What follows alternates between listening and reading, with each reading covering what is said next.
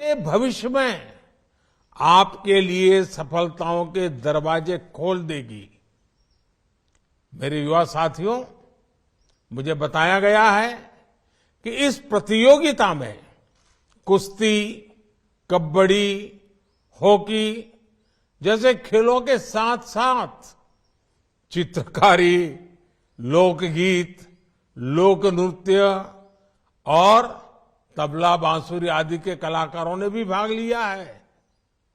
ये एक बहुत ही सुंदर, सराहनीय और प्रेरणा देने वाली पहल है। प्रतिभा चाहे खेल की हो या फिर कला संगीत की, उसकी स्पिरिट और उसकी एनर्जी एक जैसी ही होती है।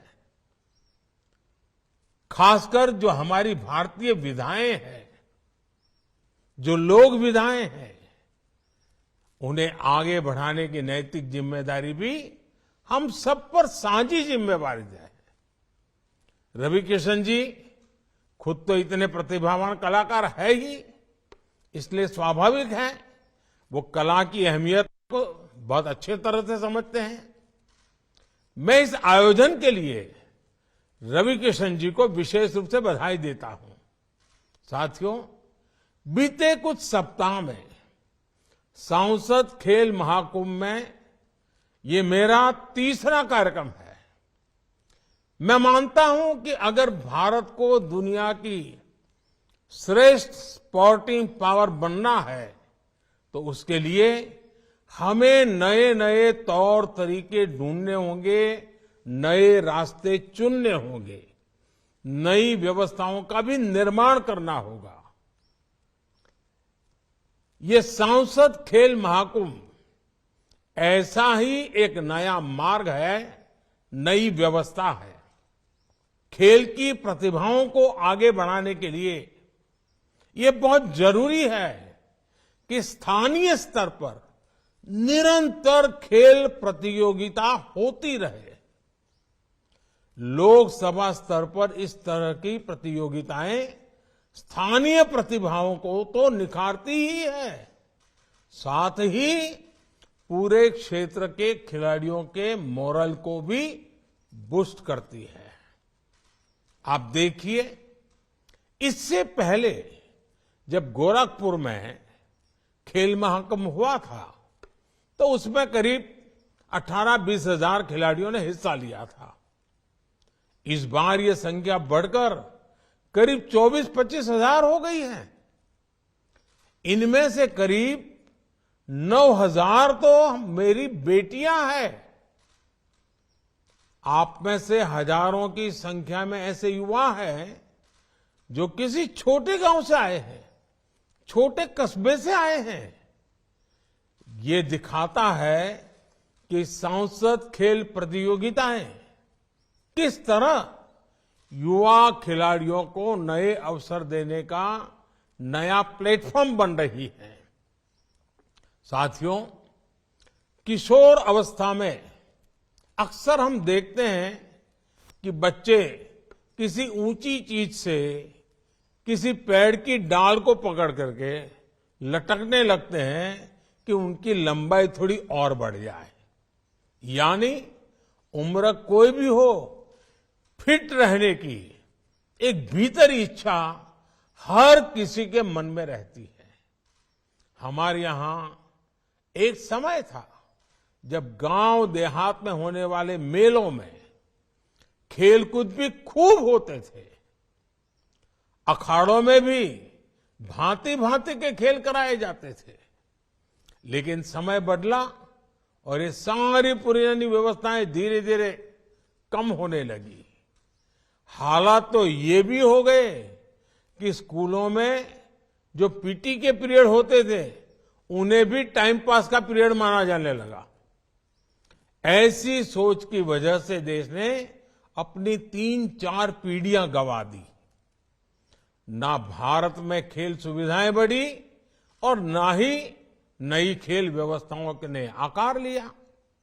आप लोग जो टीवी पर तमाम तरह के टैलेंट हंट कार्यक्रम देखते हैं तो ये भी पाते हैं कि उसमें कितने ही बच्चे छोटे छोटे शहरों के होते हैं। ऐसे ही हमारे देश में बहुत सारा गुप्त और सुप्त सामर्थ्य है जो बाहर आने के लिए लालायित है। खेल की दुनिया में ऐसे सामर्थ्य को सामने लाने में सांसद खेल महाकुंभ की बड़ी भूमिका है। आज देश में भाजपा के सैकड़ों सांसद ऐसे खेल महाकुंभों का आयोजन करा रहे हैं।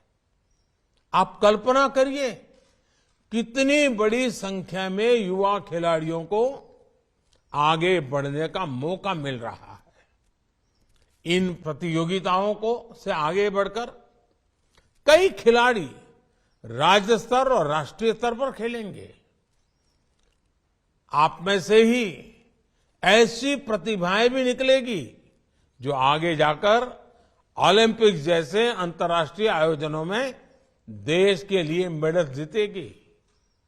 इसलिए मैं सांसद खेल महाकुंभ को उस मजबूत नींव की तरह मानता हूं जिस पर भविष्य की बहुत भव्य इमारत का निर्माण होने जा रहा है। साथियों, खेल महाकुंभ जैसे आयोजन के साथ ही आज देश का जोर छोटे शहरों में स्थानीय स्तर पर खेल सुविधाओं के निर्माण का भी है। गोरखपुर का रीजनल स्पोर्ट्स स्टेडियम इसका एक बड़ा उदाहरण है। गोरखपुर के ग्रामीण क्षेत्रों में युवाओं के लिए भी 100 से ज्यादा खेल मैदान बनाए गए हैं। मुझे बताया गया है कि चौरी चौरा में ग्रामीण मिनी स्टेडियम भी बनाया जा रहा है। खेलो इंडिया मूवमेंट के तहत दूसरी खेल सुविधाओं के साथ साथ खिलाड़ियों की ट्रेनिंग पर भी ध्यान दिया जा रहा है। अब देश एक होलिस्टिक विजन के साथ आगे बढ़ रहा है। इस साल के बजट में इसके लिए कई प्रावधान किए गए हैं। 2014 की तुलना में खेल मंत्रालय का बजट अब करीब करीब 3 गुना ज्यादा है। आज देश में अनेकों आधुनिक स्टेडियम बन रहे हैं। टॉप्स जैसी योजनाओं के जरिए खिलाड़ियों को ट्रेनिंग के लिए लाखों रुपयों की मदद दी जा रही है। खेलो इंडिया के साथ साथ फिट इंडिया और योग जैसे अभियान भी आगे बढ़ रहे हैं। अच्छे पोषण के लिए मिलेट्स यानी मोटे अनाज पर जोर दिया जा रहा है। ज्वार, बाजरा जैसे मोटे अनाज सुपर फूड की श्रेणी में आते हैं। इसलिए अब देश ने इन्हें श्री अन्न की पहचान दी है।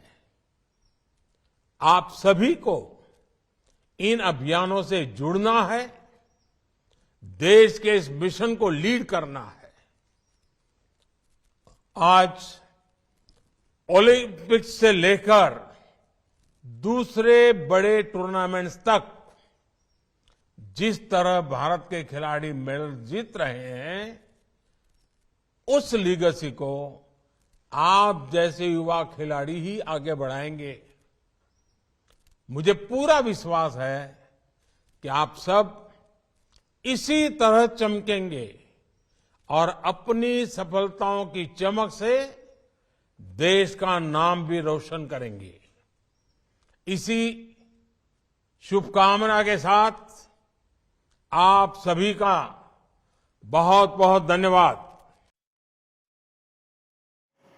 तो खेल महाकुंभ का समापन समारोह और देखिए प्रधानमंत्री मोदी ने वर्चुअली संबोधित किया और कहा कि हर उम्र में फिट रहना जरूरी। देश में आधुनिक स्टेडियम बन रहे हैं और साथ ही कहा कि विश्वास है आप देश का नाम रोशन करेंगे। खिलाड़ियों का उत्साह लगातार बढ़ता जा रहा है। खिलाड़ियों को बहुत ज्यादा सुविधाएं सरकार में मिल रही है, आगे भी इस तरह की सुविधाएं दी जाएगी। हर उम्र में फिट रहना जरूरी है, प्रधानमंत्री मोदी ने कहा। यह भी कहा कि फिटनेस सोचने से ही और करने से ही आती है, सोचने से कुछ नहीं होगा, उसके लिए आपको काम भी करना होगा।